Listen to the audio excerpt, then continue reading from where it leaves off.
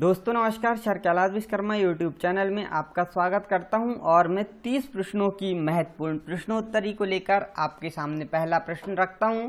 निम्नलिखित कथनों में से किसे अधिगम प्रक्रिया की विशेषता नहीं माना जा सकता? अधिगम लक्ष्य उन्मुख है। दूसरा, अधिगम न करना भी अधिगम की प्रक्रिया है। तीसरा, शैक्षिक संस्थान ही एक ऐसी जगह है जहाँ अधिगम को स्थान मिलता है।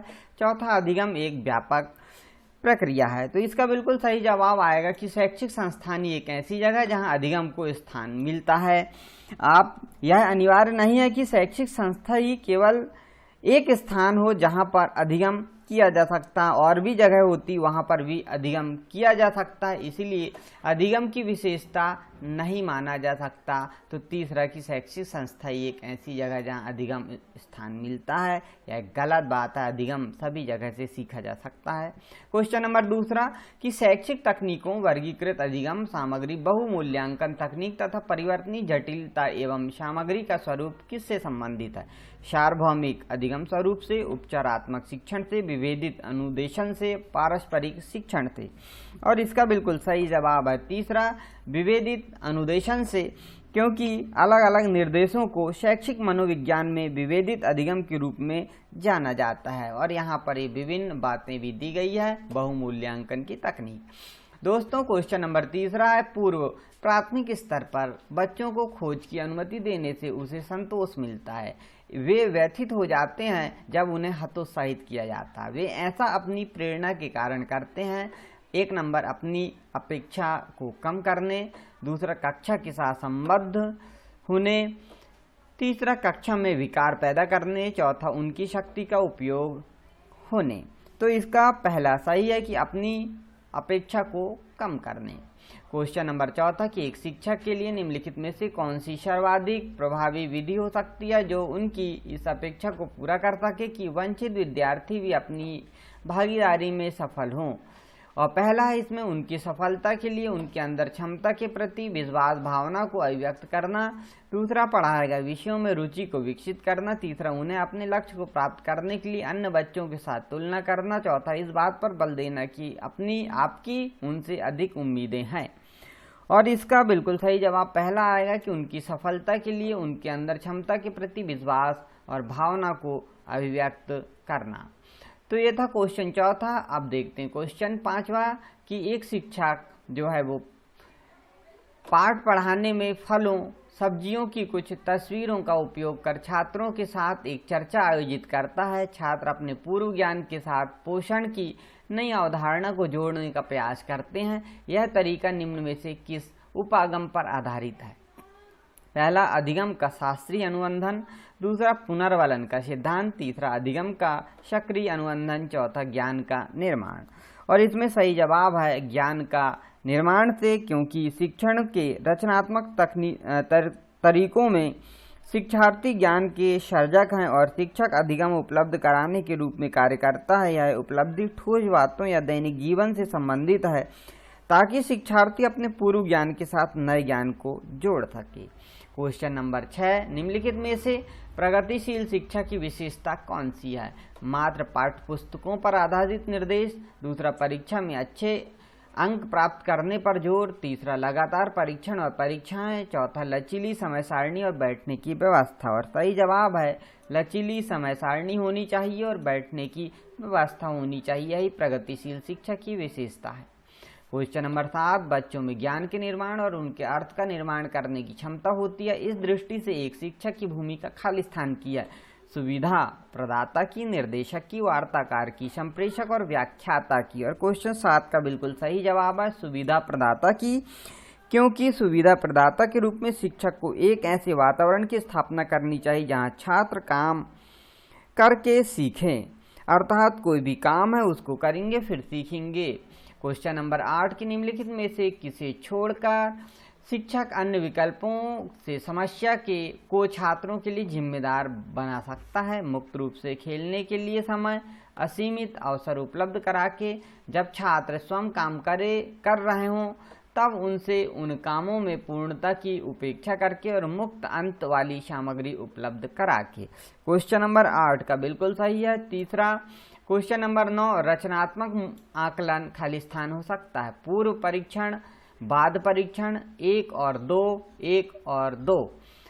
आप देखिए 9 का सही जवाब आप समझेंगे। तीसरा 9 और 2, यहाँ देखिए एक या और 2, 1 या 2 दोनों में अंतर है। 1 अथवा 2 हुआ और यहाँ 1 और 2, यानी ये दोनों की बात हो रही है और रचनात्मक आकलन में दोनों की आवश्यकता होती है, इसलिए तीसरा बिल्कुल सही जवाब है। 10वां, एक शिक्षक को चाहिए कि वह छात्र की त्रुटि को बड़ी भूल माने और हर त्रुटि को गंभीरता से ले। छात्र कितनी बार गलती करने से बचता है, इसे सफलता के मापन के रूप में लेना चाहिए। छात्रों की गलतियों को उस समय न सुधारें जिस समय वे अपने विचारों को संप्रेषित कर रहे हों। व्याख्यान देने पर अधिक ध्यान देना चाहिए और ज्ञान के लिए एक आधार उपलब्ध कराना चाहिए। एक शिक्षक को चाहिए कि वह क्या करे इनमें से, तो 10 का बिल्कुल सही जवाब होगा।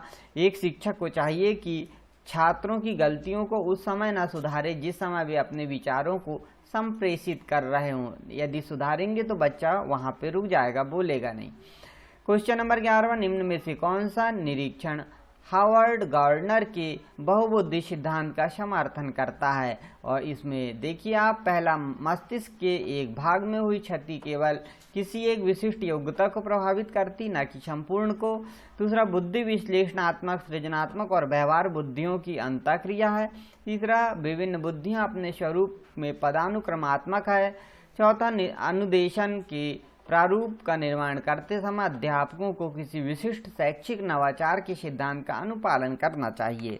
और इसका सही जवाब है कि मस्तिष्क के एक भाग में हुई क्षति केवल किसी एक विशिष्ट योग्यता को प्रभावित करती, न कि संपूर्ण योग्यता को। यह इन्होंने समर्थन किया है क्योंकि गार्डनर द्वारा बहुबुद्धिमत्ता के सिद्धांत में मस्तिष्क विकास के 8 मापदंडों में मस्तिष्क पृथक्करण की संभावना भी शामिल है। इस सिद्धांत में इन्होंने बताया है कि बुद्धिमत्ता मस्तिष्क का एक विशेष भाग है। यदि मस्तिष्क के किसी भाग में क्षति हो तो बुद्धिमत्ता मस्तिष्क के क्षति होने के बावजूद भी कार्य करती रहती है।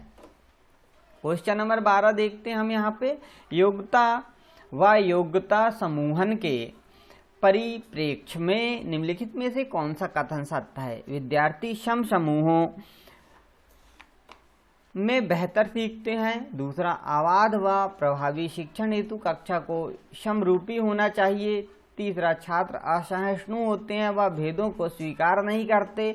चौथा, विभिन्न योग्यता वाले समूहों को ग्रहण करने के लिए अध्यापकों को बहुस्तरीय शिक्षण को अपनाना चाहिए। और इसका बिल्कुल सही जवाब चौथा है कि विभिन्न योग्यता वाले समूहों को ग्रहण करने के लिए अध्यापकों को बहुस्तरीय शिक्षण को अपनाना चाहिए। क्वेश्चन नंबर 13, निम्नलिखित में से कौन सा कथन सत्य है? रचनात्मक आकलन कभी कभी संकल्पनात्मक हो सकता है एवं इसी प्रकार विपरीत भी हो सकता है। दूसरा, संकल्पनात्मक आकलन से अभिप्राय है कि आकलन अधिगम का एक निरंतर व अभिन्न अंग है। तीसरा, रचनात्मक आकलन का मुख्य उद्देश्य विद्यार्थियों की उपलब्धि का श्रेणीकरण करना है। चौथा, रचनात्मक आकलन समय समय पर शिक्षार्थियों के विकास का सार प्रस्तुत करता है। क्वेश्चन नंबर 13 का पहला बिल्कुल सही जवाब होगा कि रचनात्मक आकलन जो है कभी कभी संकल्पनात्मक हो सकता है एवं इसी प्रकार विपरीत भी हो सकता है। क्वेश्चन नंबर 14, एक अध्यापक अध्यापिका विद्यार्थियों को किसी विषय की अपनी अवबोधनात्मक को प्रतिबिंबित करते हुए संकल्पनात्मक मानचित्र का निर्माण करने को कहता या कहती है? तो पहला, विद्यार्थी की स्मृति को मंथर गति से जागृत कर रही है या रचनात्मक आकलन कर रही है या रहा है। तीसरा, छात्रों की मुख्य बिंदु का सार लिखने की क्षमता का परीक्षण कर रही है या छात्रों की उपलब्धि के मूल्यांकन हेतु शीर्षकों के विकास का प्रयास कर रही है। तो 14 का बिल्कुल सही जवाब होगा, वह रचनात्मक आकलन कर रही है कि बच्चा कितना सीख रहा है।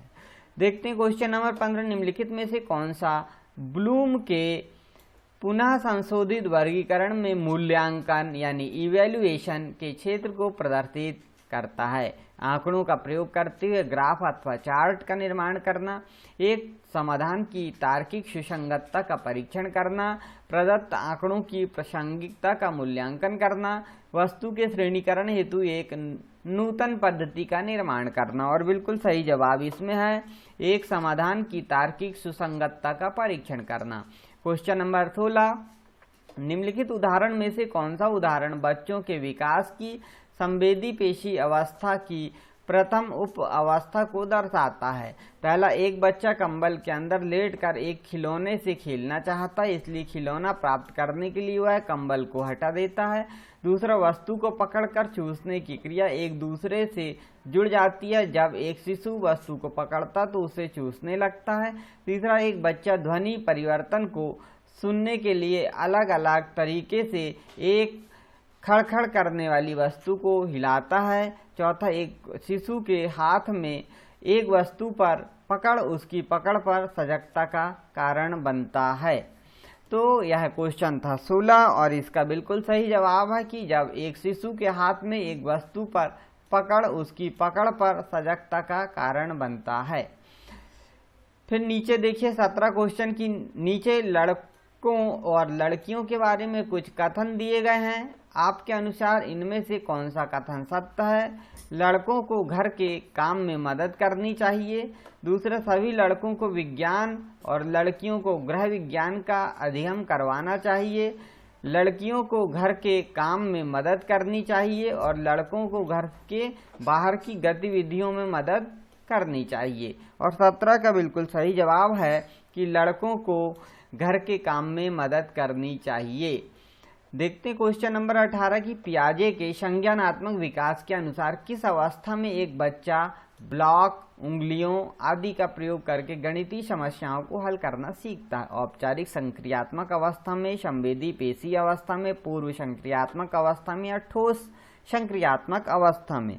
और इसका सही जवाब है चौथा कि ठोस संक्रियात्मक अवस्था है इसमें, क्योंकि यह 7 साल से 11 वर्ष की उम्र तक रहती है और इस स्तर पर तार्किक, अनुशासित और तर्कसंगत सोच विकसित होती है। क्वेश्चन नंबर 19, खालिस्तान को अभिप्रेरित शिक्षण का संकेत माना जाता है? पहला, छात्रों द्वारा प्रश्न पूछना। दूसरा, कक्षा में पूर्ण रूप से खामोशी। तीसरा, कक्षा में अधिकतम उपस्थिति। और चौथा, शिक्षक द्वारा दिए गए उपचारात्मक कार्य। और इसका बिल्कुल सही जवाब है पहला कि छात्रों द्वारा प्रश्न पूछना को अभिप्रेरित शिक्षण का संकेत माना जाता है। क्वेश्चन नंबर 20, निम्नलिखित में से कौन सा क्रम पियाजे के द्वारा दिए गए संज्ञानात्मक विकास की अवस्था का सही क्रम है? संवेदी अवस्था, पूर्व संक्रियात्मक अवस्था, ठोस संक्रियात्मक अवस्था, औपचारिक संक्रियात्मक अवस्था। दूसरा, ठोस संक्रियात्मक अवस्था, औपचारिक संक्रियात्मक अवस्था, संवेदी पेशी अवस्था, पूर्व संक्रियात्मक अवस्था। तीसरा, औपचारिक संक्रियात्मक अवस्था, संवेदी पेशी अवस्था, पूर्व संक्रियात्मक अवस्था और ठोस संक्रियात्मक अवस्था। चौथा, संवेदी पेशी अवस्था, औपचारिक संक्रियात्मक परिचालन अवस्था, पूर्व संक्रियात्मक अवस्था और ठोस संक्रियात्मक अवस्था। तो दोस्तों यहाँ पे देखिए पियाजे ने जो संज्ञानात्मक विकास की अवस्था दिया है इनमें से 4 में से आपको बिल्कुल सही जवाब देना है। तो इसमें सही जवाब पहला है। सबसे पहले पियाजे ने शोध किया था और शोध के अनुसार बच्चे का विकास अधिगम से आगे बढ़ता है। उन पियाजे के अनुसार जो है तो संज्ञानात्मक विकास के 4 चरण हैं, जो संवेदी पेशी अवस्था, फिर इसके बाद में पूर्व संक्रियात्मक अवस्था, फिर ठोस संक्रियात्मक अवस्था और औपचारिक संक्रियात्मक अवस्था के माध्यम से स्थानांतरित होती है ये विकास की अवस्थाएं। क्वेश्चन नंबर 21, अध्यापक को यह सुनिश्चित करना चाहिए कि उसकी कक्षा के सभी विद्यार्थी जो हैं अपने आप को स्वीकृत और सम्मानित समझें। इसके लिए शिक्षक को चाहिए कि वह उन छात्रों की तलाश करे जो अच्छी अंग्रेजी बोलते हैं और अमीर घरों में हो और उन्हें आदर्श के रूप में प्रस्तुत करें। तो आप समझ गए होंगे ये तो हो नहीं सकता। दूसरा, अपने छात्रों की सामाजिक और सांस्कृतिक पृष्ठभूमि को जाने और कक्षा में विविध मतों को प्रोत्साहित करने की कोशिश करें, इस पर विचार करते हैं। और दूसरा उत्तर भी हो सकता है, सख्त नियम बनाए जो बच्चे अब सख्त से ही समझ गए होंगे कि ये नहीं हो सकता, उनका पालन नहीं करें और सजा दें, बिल्कुल नहीं हो सकता सजा की बात। वंचित पृष्ठभूमि वाले बच्चों को नीची नज़र से देखना चाहिए नीची नजर आया, यानी ये भी नहीं हो सकता, यानी बिल्कुल, ताकि वे अनुभव करे कि उन्हें अधिक कठोर परिश्रम करना है, तो बिल्कुल सही जवाब हो जाएगा दूसरा हमारा। अपने छात्रों की सामाजिक और सांस्कृतिक पृष्ठभूमि को जानने और कक्षा में विधिवत मतों का प्रोत्साहित करने की कोशिश करें। क्वेश्चन नंबर 22, एक शिक्षार्थी को अपनी मातृभाषा सीख रहा है और दूसरा शिक्षार्थी उसी भाषा को दूसरी भाषा के रूप में सीखता है। दोनों किस प्रकार की गलतियां समान रूप से कर सकते हैं? अति सामान्यीकरण, सरलीकरण, विकासात्मक या अत्यंत शुद्धता। और 22 का बिल्कुल सही जवाब है विकासात्मक, क्योंकि विकासात्मक संबंधी गलतियां पहली भाषा यानी मातृभाषा की बात करेंगे और दूसरी भाषा यानी अधिग्रहित भाषा, पहली भाषा को L1 कहते हैं और दूसरी भाषा को L2 कहते हैं हम, के बीच होती है। जब एक बच्चा जो होता है, जन्म होता है, पैदा होता है, तो वह अपने परिवेश से L1 सीखेगा यानी मातृभाषा सीखेगा। दूसरी ओर जब एक बच्चा L2 यानी अधिग्रहित भाषा सीखेगा, तो वह अधिग्रहण के लिए मानसिक और व्यवहारिक प्रयासों की आवश्यकता होगी उसे, इसीलिए यहाँ पर विकासात्मक बात यहाँ पे आएगी जब वो दूसरी भाषा सीखेगा। क्वेश्चन नंबर 23, भाषा विकास के समर्थन के लिए निम्नलिखित में से कौन सा तरीका गलत है? किसी विषय पर लगातार बच्चे से बात करने देना, उसकी अपनी भाषा के प्रयोग को अमान्य करना, बच्चे द्वारा की गई पहलों का समर्थन करना, भाषा का प्रयोग करने के लिए अवसर प्रदान करना। और 23 का सही जवाब होगा उसकी अपनी भाषा के प्रयोग को अमान्य करना। क्वेश्चन नंबर 24 में देखते हैं हम कि एक अध्यापिका ने कमेटी के प्रधान को सभापति के स्थान पर सभा अध्यक्ष कहकर संबोधित किया। यह संकेत करता है कि अध्यापिका भाषा पर अच्छा अधिकार रखती है, लिंग मुक्त भाषा का प्रयोग करती है, लिंग पूर्वाग्रह से ग्रस्त है, वह अधिक उपयुक्त पारिभाषिक शब्दों का प्रयोग करती है। अब देखिए अध्यापिका है, कमेटी के प्रधान को सभापति के स्थान पर सभा अध्यक्ष कहा है, इसलिए लिंग मुक्त भाषा का प्रयोग किया गया है यहाँ पर, इसलिए यहाँ पे सही जवाब दूसरा होगा। क्वेश्चन नंबर 25 की बात करेंगे हम यहाँ पे। और भाषा एक खालिस्तान में शामिल होती है। जो भाषा है वो किस में शामिल होती है? पहला कल्पना शक्ति में, सार्थक प्रतीक में, छवियों में या मूल्यांकन में। और सही जवाब है सार्थक प्रतीक की, कि एक भाषा जो है उसमें भाषा प्रतीकों की एक प्रणाली है जो सार्थक संचार के लिए एक विशिष्ट व्याकरण द्वारा संयोजित की जाती है, इसलिए भाषा एक सार्थक प्रतीक में शामिल होती है। क्वेश्चन नंबर 26, निम्नलिखित में से कौन सा विकासात्मक विकार का उदाहरण नहीं है? आत्मविमोह, प्रमस्तिष्क घात, पर अभिघातज तनाव या न्यून अवधान सक्रिय विकार।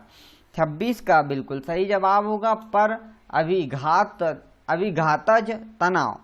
बात करेंगे अभिघातज तनाव विकार एक दुर्बल मानसिक हालात हैं जो युद्ध, आपदा आदि दर्दनाक घटनाओं के परिणाम के रूप में जगह ले सकता है।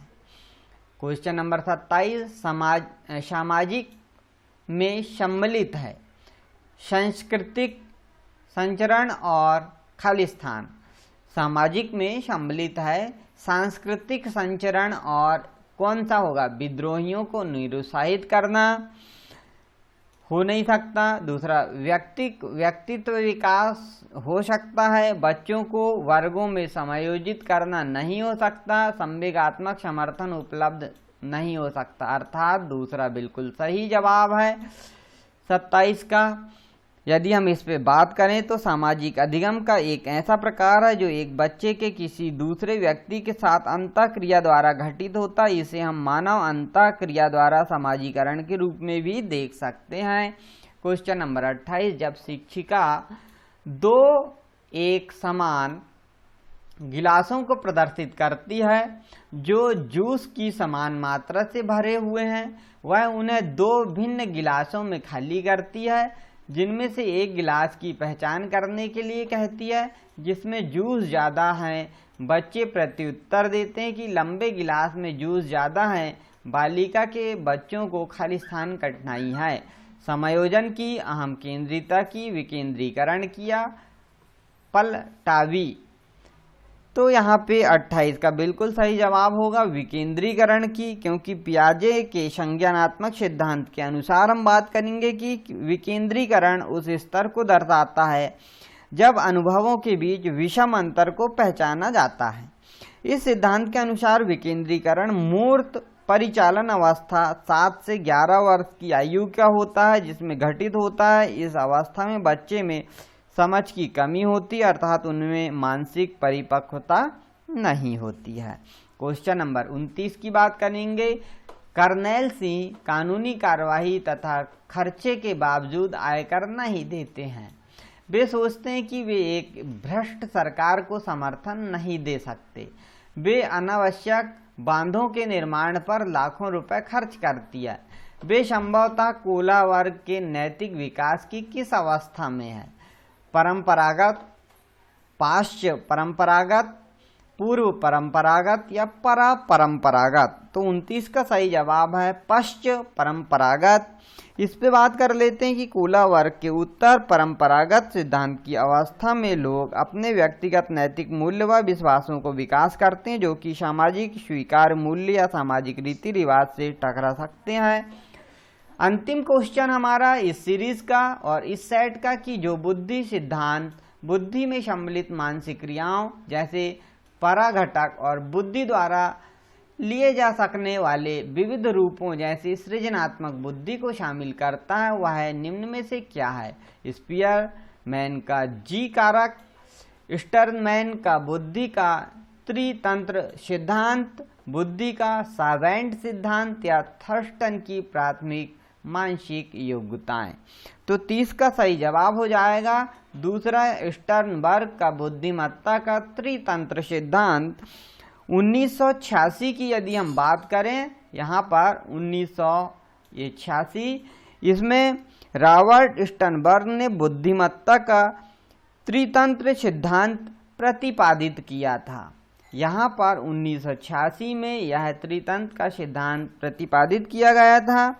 उसके अनुसार बुद्धिमत्ता के 3 भाग बताए गए, घटकी, अनुभवजन्य, सैद्धांतिक के साथ साथ कार्य करती, ये बताया गया था। तो दोस्तों आज के इस वीडियो में इतना ही, मिलते हैं नेक्स्ट वीडियो में। तब तक के लिए नमस्कार। यदि आप पहली बार हमारे चैनल पर आए तो हमारे चैनल को सब्सक्राइब करें, लाइक करें, शेयर करें।